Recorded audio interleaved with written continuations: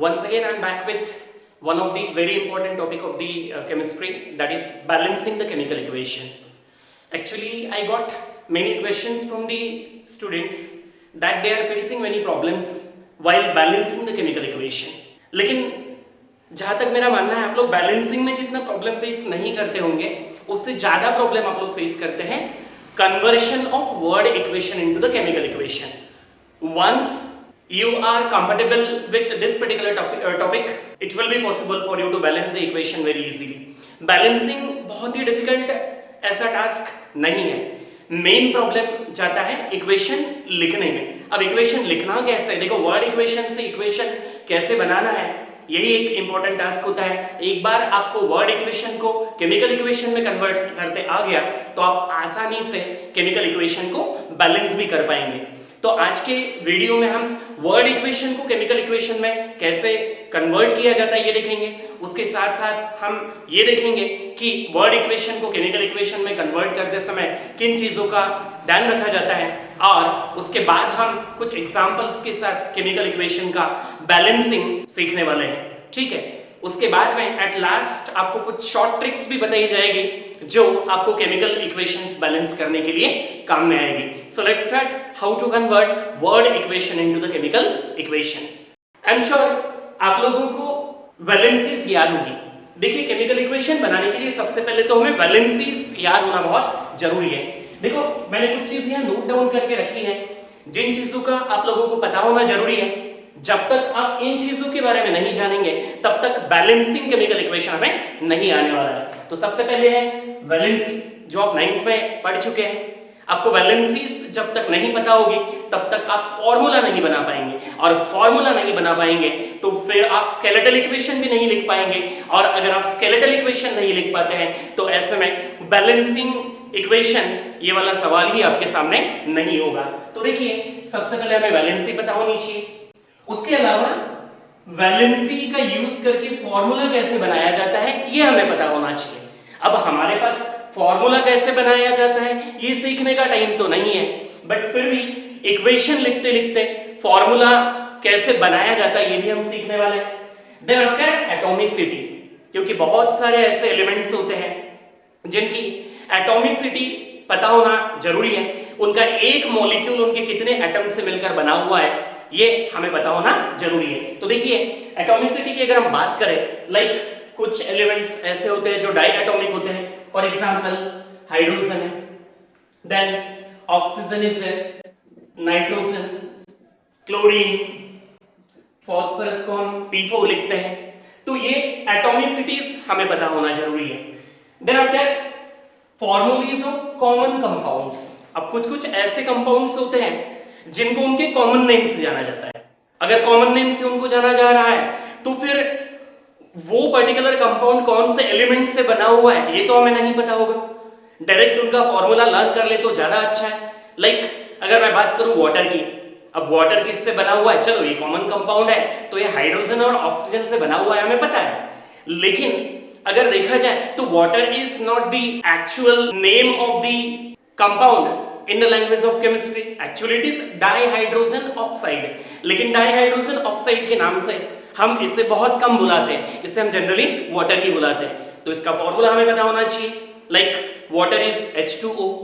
वैसे ही कुछ एसिड्स भी होते हैं जैसे sulphuric acid. Sulphuric acid is H2SO4. Nitric acid, okay, nitric acid is HNO3. Carbonic acid H2CO3. Okay, sulphuric acid जो मैंने बताया था इट्स H2SO4. ऐसे कुछ कॉमन नेम्स से जिन कंपाउंड्स को जाना जाता है उनके फॉर्मूले हमें पता होना जरूरी है. इन सब के लिए मैंने आपको एक वैलेंसी का चार्ट प्रोवाइड किया था, और उस वैलेंसी के चार्ट में ही एक टेबल में एटॉमिसिटी के बारे में लिखा हुआ था और कुछ कॉमन एलिमेंट्स की एटॉमिसिटी भी लिखी हुई थी, और फॉर्मूलेज ऑफ कुछ कॉमन कंपाउंड भी उस पर्टिकुलर चार्ट में मैंने आप लोगों को लिखकर दे दिया था. बिकॉज ये सारी चीजें आपको केमिकल इक्वेशन लिखते समय काम में आने वाली है. ठीक है, उसके बाद याद रहे कि केमिकल इक्वेशन मॉलिक्यूलर होता है. कहने का मतलब है कि हमेशा केमिकल इक्वेशन लिखते समय एक मॉलिक्यूल आपको लिखना होता है. एक मॉलिक्यूल ऑफ रिएक्टेंट, हर एक reactant, as well as one molecule of every product. उसके अलावा coefficient must be in smallest fraction, मतलब बैलेंसिंग करते समय कोएफिशिएंट को उनके सबसे छोटे फ्रैक्शन में लेना होता है। इसको मैं आपको एग्जांपल के थ्रू एक्सप्लेन करूंगा जिस समय हम इक्वेशन बना रहे होंगे। And don't change the formula of the compound. एक बार you are ready with the skeletal equation, अब आप किसी भी फॉर्मूला को नहीं बदलेंगे। आपको जो कुछ करना है वो है आप number of formulas, I mean number of molecules बदल सकते हैं, लेकिन फॉर्मूला को आप नहीं बदलेंगे। क्लियर है? So let's take examples and examples के थ्रू इसको समझने का प्रयास करेंगे। देखिए, when lithium hydroxide pellets are added to solution of sulphuric acid, देखो लिथियम हाइड्रोक्साइड पेलेट्स और सल्फ्यूरिक एसिड के बीच का रिएक्शन है, and the products obtained are lithium sulfate and water। तो सबसे पहला काम word equation. So what is the word equation? देखो,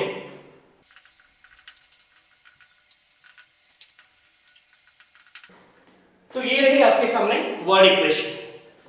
अब क्या करना है? सबसे पहले आपको सभी का एक एक मॉलिक्यूल लिखना है, मतलब आपको उस कंपाउंड का फॉर्मूला पता होना चाहिए, और फॉर्मूला के लिए आपको वैलेंसीज पता होनी चाहिए। देखिए, lithium hydroxide, lithium is Li, hydroxide is OH। अब बताइए वैलेंसी क्या है लिथियम की? 1, atomic number 3, configuration 2 1, valency is 1, and hydroxide ion की वैलेंसी भी 1 नेगेटिव होती है, अगर आपको याद होगा। यहां नेगेटिव और पॉजिटिव का रोल नहीं है, बस आपको दोनों की वैलेंसी पता हो। तो फॉर्मूला क्या बन जाएगा? क्रॉस करिए। The formula will be Li1OH1, लेकिन 1 लिखने की कोई जरूरत नहीं है।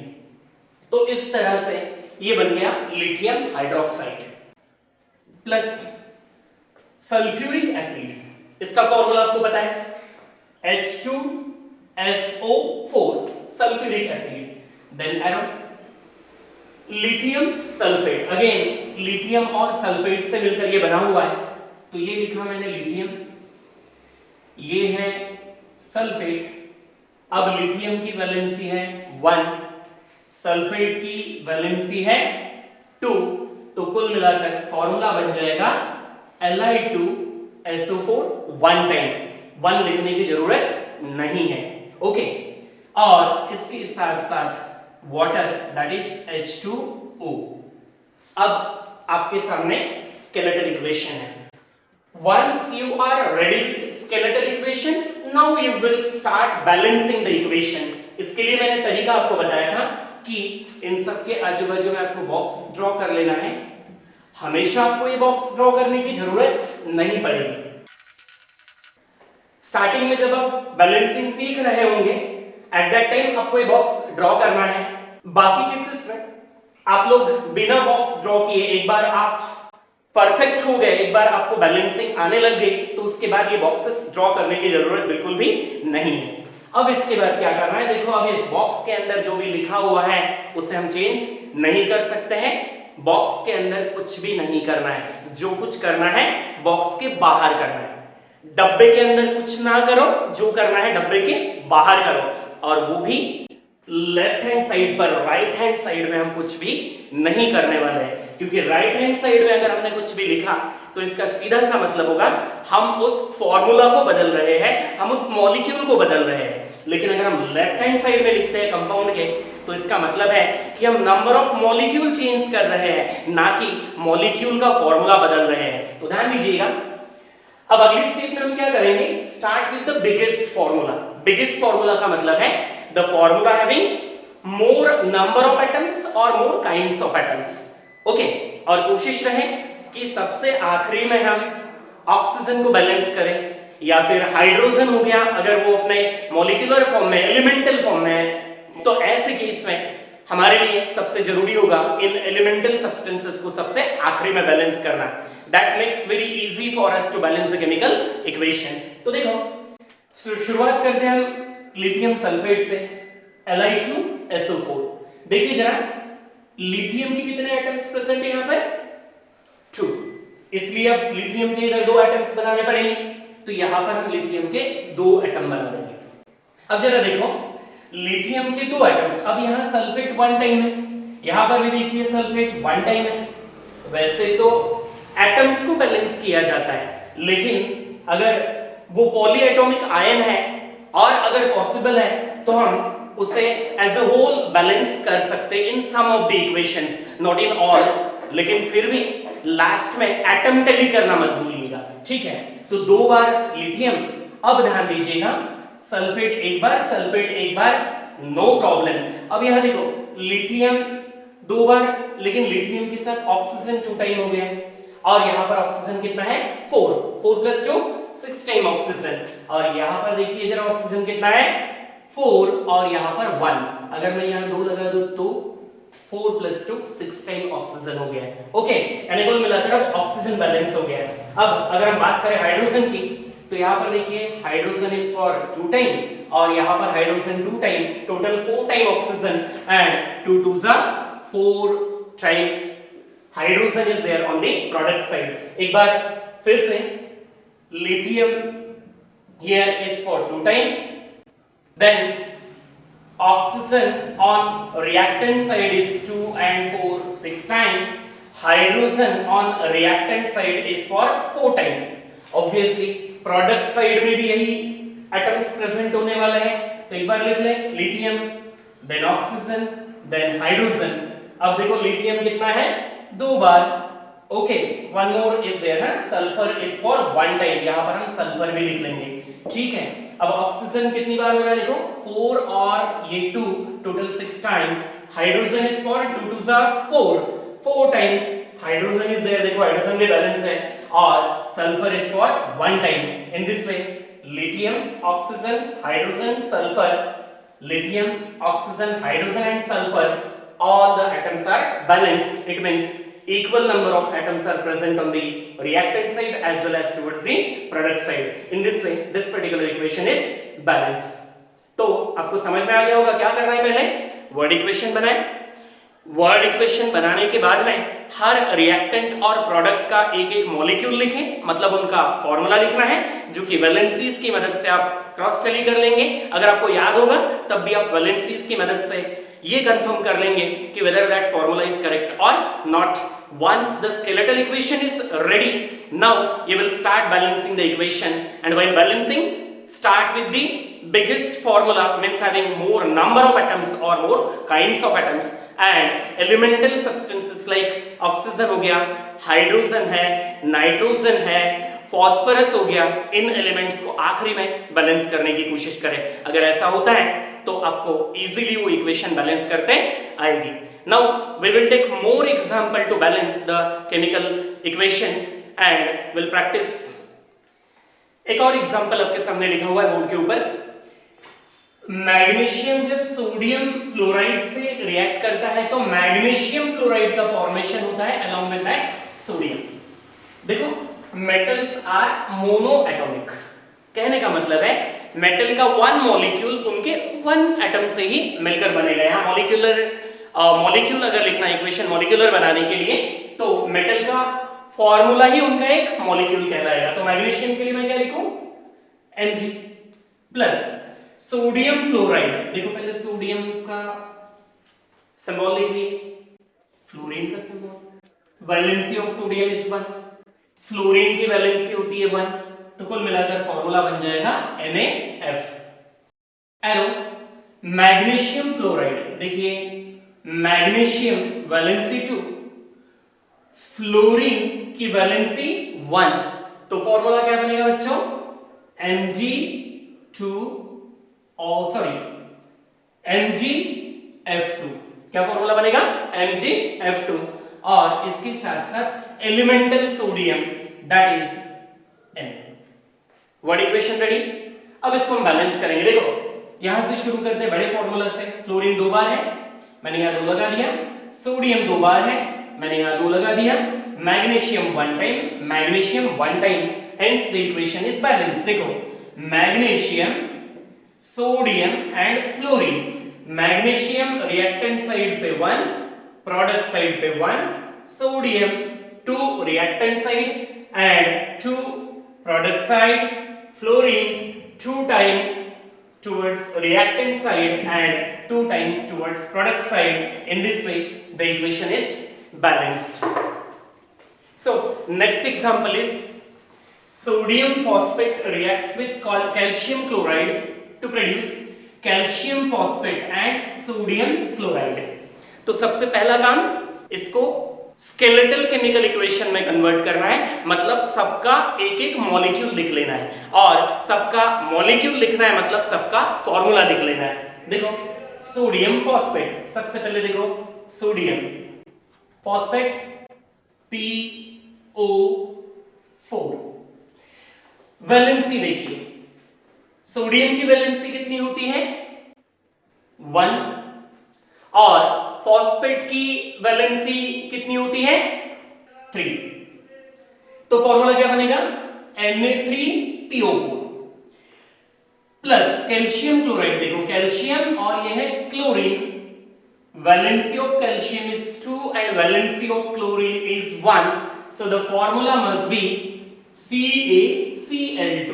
ओके, देन कैल्शियम फॉस्फेट, ये लिखा मैंने कैल्शियम और ये लिखा मैंने phosphate.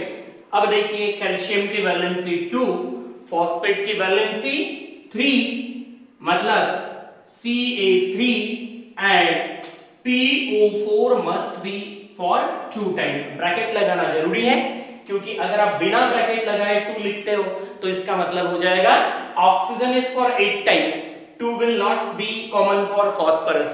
That's why actually here PO4 is for 2 time, it's not O4 for 2 time. That's why bracket is necessary. And then sodium chloride, that is sodium valency 1 and chlorine valency 1, so it's NaCl. Is that okay? तो ये हो गया बेटा आपके सामने skeletal chemical equation, unbalanced chemical equation which is molecular. Now let's balance this equation. Start कहां से करें? यहां से कर सकते हो या फिर आप यहां से भी कर सकते हो, दोनों ही बड़े फॉर्मूलाज हैं। अब देखो 3 टाइम्स सोडियम, हम यहां से करने वाले हैं 3 टाइम्स सोडियम, तो मैंने यहां लगा दिया 3। क्लोरीन कितनी बार हो गया है 3 टाइम, यहां पर क्लोरीन कितनी बार है 2 टाइम। अब यहां गड़बड़ हो गई है, अब क्लोरीन यहां 2 बार है, यहां पर 3 बार है, तो एक काम करें, सबसे पहले हम यहां पर अगर मैं 6 लगा दूं और मान के चलिए यहां पर मैं 3 लगा दूं, तो अब क्या होगा 3 2 6 टाइम क्लोरीन और यहां पर 6 टाइम क्लोरीन, लेकिन सोडियम भी 6 टाइम हो गया है और इसलिए मुझे यहां 2 लगाना पड़ेगा। अब हो गया सोडियम 6 टाइम। अब देखिएगा 3 time calcium, 3 time calcium, phosphorus देखो it is for 2 time already, हां फास्फोरस इज फॉर 2 टाइम, और ऑक्सीजन की बात करूं तो 4 2 8 time and here also the oxygen is for 8 time. In this way the equation is balanced. तो कुल मिलाकर देखिए sodium, phosphorus, oxygen, calcium and chlorine, tally कर लेते हैं। सोडियम 6 टाइम, इधर देखिएगा sodium 6 time, phosphorus 2 time here, phosphorus is for 2 time towards product side, oxygen 4 2 8 time, oxygen इधर देखिए 4 2 8 time, calcium is 3 time towards product side and calcium is 3 time here, and रही बात chlorine की तो 3 2 6 time reactant side में, और here also it is for 6 time. In this way the equation is balanced. One more example. Calcium hydroxide reacts with phosphoric acid to produce calcium phosphate and water. Students, pause the video and try to write the skeletal equation and then to balance the chemical equation. Okay.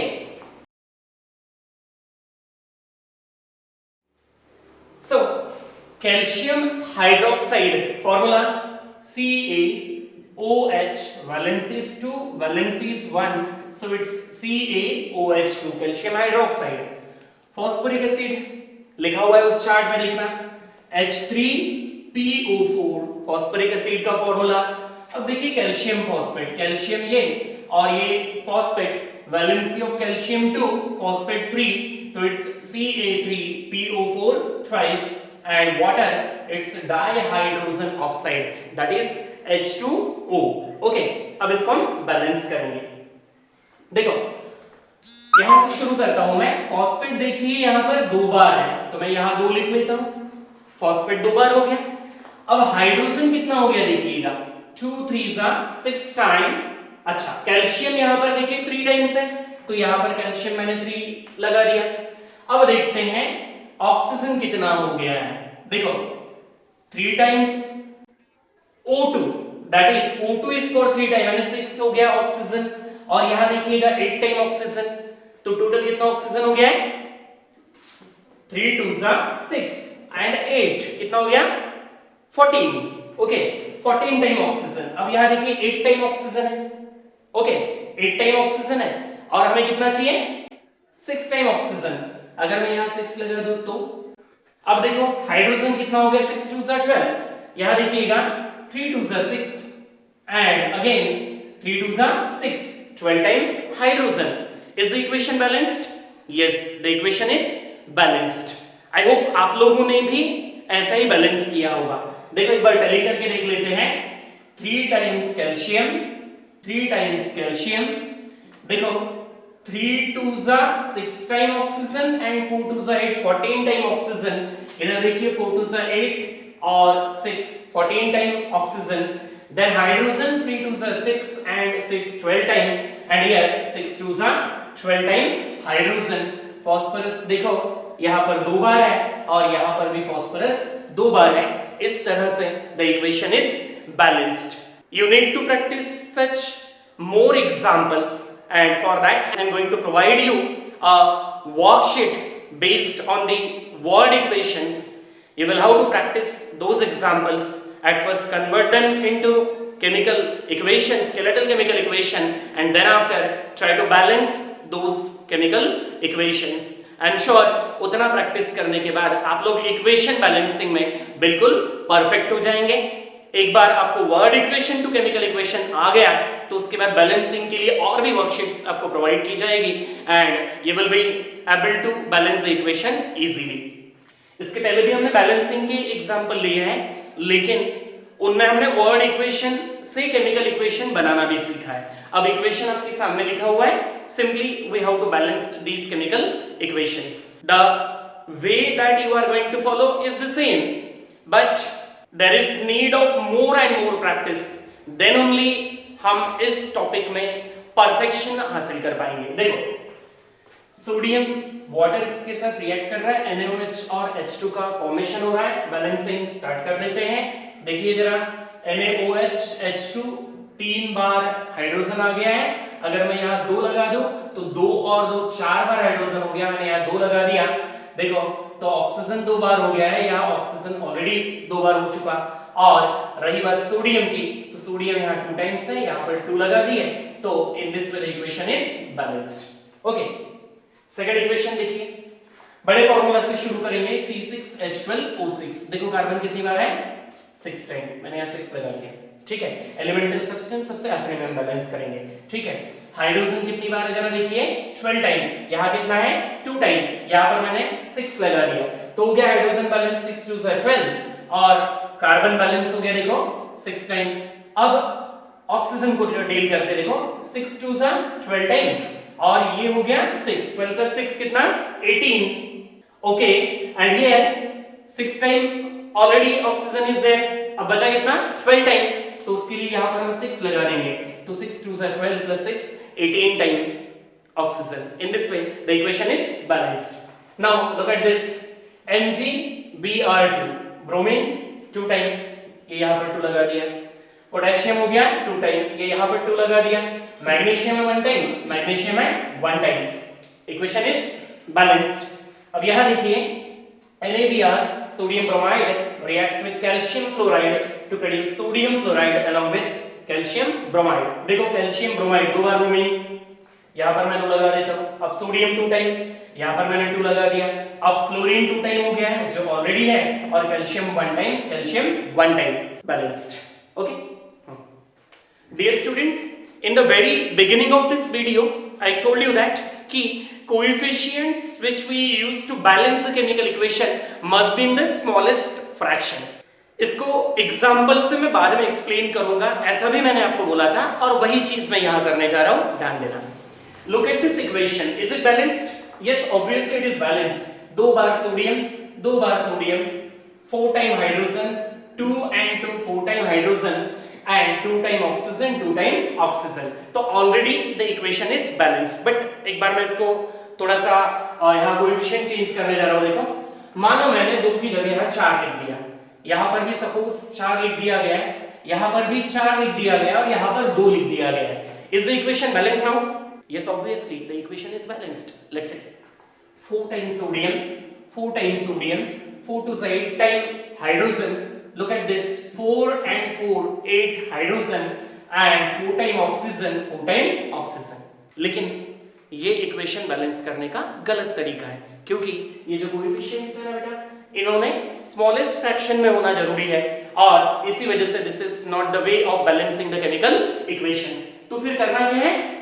Divide whole equation by 2. अब इसको 2 से divide करूं तो it will be 2. इसको 2 से divide करूं 4 को तो ये हो जाएगा 2. फिर इसको 2 से डिवाइड करूं तो ये हो जाएगा 2 और इसको 2 से डिवाइड करूं तो ये हो जाएगा 1. Now it's balance equation. अच्छा, अगर इसको वापस मैं 2 से डिवाइड करूं तो क्या होगा? देखो, it will be 1, here there will be 1, here also there will be 1, but here there will be half. But the fraction, listen, hydrogen is present in fraction and I already told you that the equations are molecular और आधा hydrogen molecule exist नहीं करेगा, इसलिए कम से कम इसमें 1 molecule होना जरूरी था और इसी वजह से ये भी गलत तरीका होगा इक्वेशन को बैलेंस करने का. So the correctly balanced equation is 2, then 2, here also there is 2 and here there is 1. You no need to write 1. तो इस तरह से इस इक्वेशन को हम बैलेंस कर सकते हैं. तो आप लोगों की बहुत सारी क्वेरीज आ रही थी related to balancing chemical equation और आई एम श्योर ये वीडियो देखने के बाद में आप लोग बैलेंसिंग को उतना डिफिकल्ट नहीं समझेंगे जितना इस वीडियो को देखने के पहले समझते थे. बस जरूरत है ज्यादा से ज्यादा इक्वेशंस प्रैक्टिस करने की, बिकॉज जितना ज्यादा आप लोग प्रैक्टिस करते चले जाएंगे उतना ही ज्यादा परफेक्शन आपको मिलता चला जाएगा. बस वर्ड इक्वेशंस को बैलेंस करते समय का जो तरीका मैंने आपको बताया है उस तरीके को आप लोग अच्छे से याद रखें. कुछ बेसिक कॉन्सेप्ट जैसे कि वैलेंसी याद रखना, देन एटॉमिसिटी याद रखना, उसके अलावा कुछ कॉमन कंपाउंड्स के फॉर्मूले याद रखना, देन इक्वेशन को हमेशा स्मॉलेस्ट फ्रैक्शन में ही बैलेंस करना, ये सारी चीजें आपको फॉलो करनी है. बहुत बार आपको एटम टैली के लिए टेबल बनाने के लिए बोला जाता है, तो एग्जाम में जब भी क्वेश्चन आएगा at that time you need to draw that table, but while practicing there is no need to draw that table because it will be time consuming for you. Now in the next video I am going to tell you some short tricks which will help you to balance these equations very easily. I am sure आप लोग अगर उन tricks को follow करेंगे तो उन tricks को follow करते हुए आप बहुत ही आसानी के साथ इन इक्वेशंस को बैलेंस कर पाएंगे. तो नेक्स्ट वीडियो जरूर देखिएगा जिसमें आपको बैलेंसिंग के लिए ट्रिक्स बताई जाएगी. Thank you so much.